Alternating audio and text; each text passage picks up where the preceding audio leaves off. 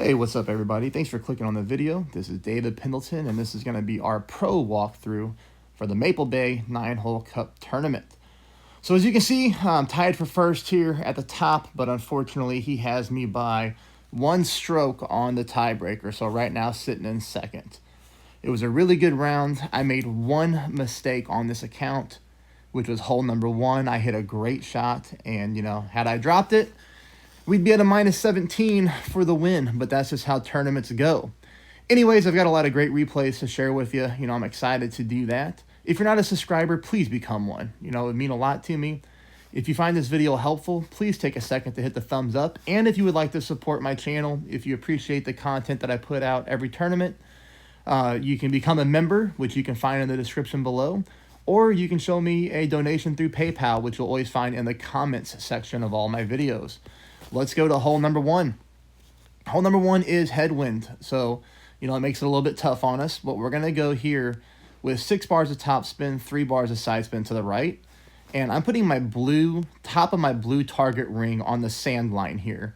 This is going to allow me to pull my rings correctly. And it's also going to leave me some room for a great shot to the right or to the left. I just think this is the best way to play this hole when you get this kind of wind. I'm using a little bit of overpower combined with a little bit of right curl. You'll see here that we bounce plenty of room. We have absolutely no fear of any type of sand or any type of rough. That'll take us into shot number 2. Shot number 2, I do make this on this account. Now you can see here I'm going with backspin. But I'm going with backspin in headwind, so you have to make sure when you do that, on a thorn, you're leaving your ball guideline through the hole. That's going to be extremely important so you don't come up short. So you see my ball guideline there is through the back of the hole. Here I pull the 10%, I pull it at mid. And on this account, we get the perfect ball, so of course we get this thing to drop. It was a great way to start this account, but this account ended up failing pretty hard based off of one hole. But that's okay. I'll tell you what not to do. All right, so hole number 2 here, we pick up an albatross on the par 5. Putting my red ring up against the rough line. Now you'll see here that I'm going with 4 bars of top spin, a couple bars of side spin to the left. Just making sure that my ball guideline is down the fairway. Red ring up against the rough, just in case I were to hit a great left. I'm leaving myself room there. But we do hit a perfect ball. And we drive this one on the fairway. Now you're going to see here shot number 2. Shot number 2, I'm playing 5% at max. I missed this on my other account by a hair, but I played it 10%. So this one, I went ahead and pulled it at 5% at max. And you'll see that I'm using the secondary rough bump. I'm making sure that I bring my target down. So if you look here, you'll see like the top of my white ring is up against the rough line. So I'm doing that so that the second bounce there, it has plenty of rough to work with. You'll see right there, I don't want to play that rough bump too high because we don't want to miss the rough while using topspin because that could be dangerous. So that's why I back my target up so much. But I'm still pulling it at max distance of my club, okay?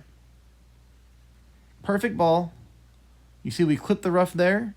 And we roll in dead center for the albatross. Not saying you're going to get it every single time, but I think the white ring at the top of the rough there allows you to find the right spot on the rough, on the second bounce. And, it comes in really good at 5%. I just missed at 10%. Hole number 3, I'm playing this one 25% at max. Kingmaker, using my Goliath, 3 bars of backspin. Here you're going to see half a bar of side spin to the right. I'll kind of tell you what I'm looking for as far as my setup spot goes. I wanted my second bounce on the fringe, as you can see there, with a little bit of my red ring in the rough. So that was my setup point when I was trying to dial this shot in. But, only 2 accounts. You have to hope that you hit perfect, and you just have to hope that you're close enough to try to get it figured out. This was my best attempt here. I did hit both balls perfect. But you can see here, I just barely missed by about half a green square to the left. So the only thing that I would do different here is I would apply half a bar more of side spin to the right and see if you can get that one to drop. Now that's going to bring us on to hole number 4. Let me tell you what not to do. Okay, we're getting headwind, and on my Big Daddy account, the one that ended up going to crap, was I tried to get super greedy here and pull out a berserker and drive the green like we did in the qualifying round. I thought that I would at least make it to the rough and go for a small chip in. I did not. I watered this ball with max overpower. So do not try to take that shot. Take this shot instead. So this was my other account, and I'm happy because I only had one attempt at playing this hole this way, and I do pick up the eagle here. Blue ring along the rough line. I am pulling this one at 10% elevation, and I'm using curl until the left end of my ball touches the left end of the target, so it covers up the target.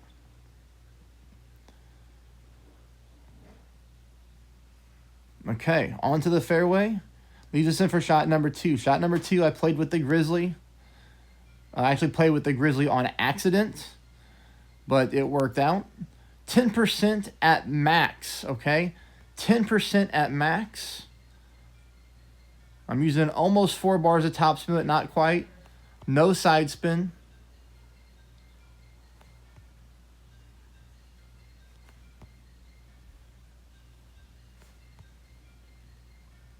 We do get the perfect ball here.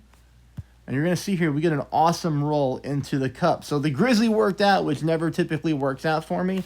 It just happened to be in my bag. So there it is. Hole number 4. Hole number 5. We're going to use a berserker because we're getting tailwind. We're going to go max top, max left. And here you can see I'm stretching my club out just to make sure that my ball guide line is going from fairway to fairway. I pull my elevation, then I push back up to max. So elevation's pulled, push back up to max. Of course, here we're going full OP. We're going almost a whole ball of curl to the left. Did fire off a perfect shot. You're going to see here we get the fairway bounce. We clip the rough, and we roll out onto the next fairway. That's all we're looking for. We're just looking to get to the top of the fairway here, as we did. Now, I decided to go with the Grizzly again. You know, it was good to me on the last hole, so I said, you know what, I'll just go ahead and keep you in the bag. 2 bars of side spin to the left, which is max with the Grizzly, or with the Berserker, I'm sorry. Almost 2 bars of top spin. 2 left, 2 top. Notice here I got the ball guide line going directly through the pin. Notice that my yellow ring is right up against that rough line there.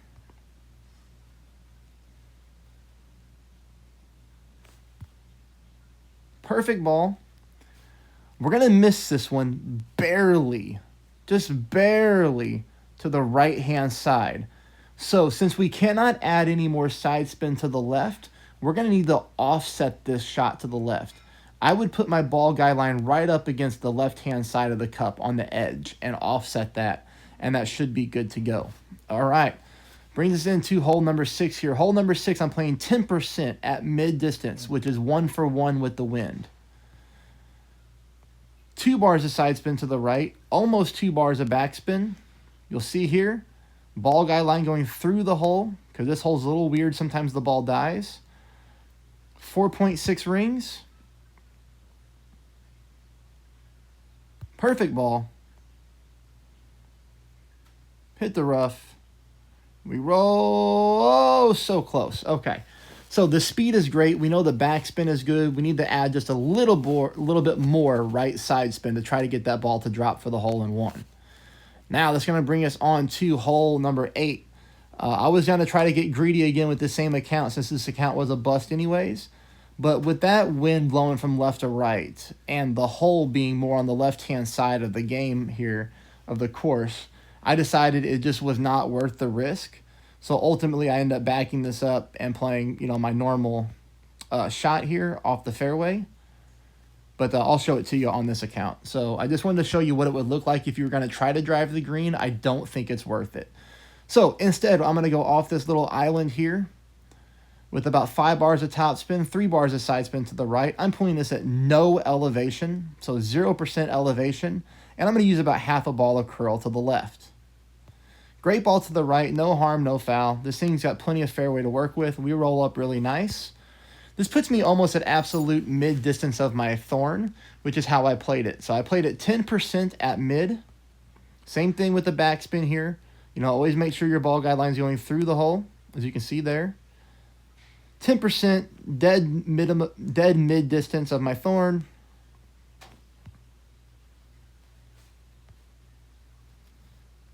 That ball is dead center for an eagle. All right, that's going to bring us on to hole number 8.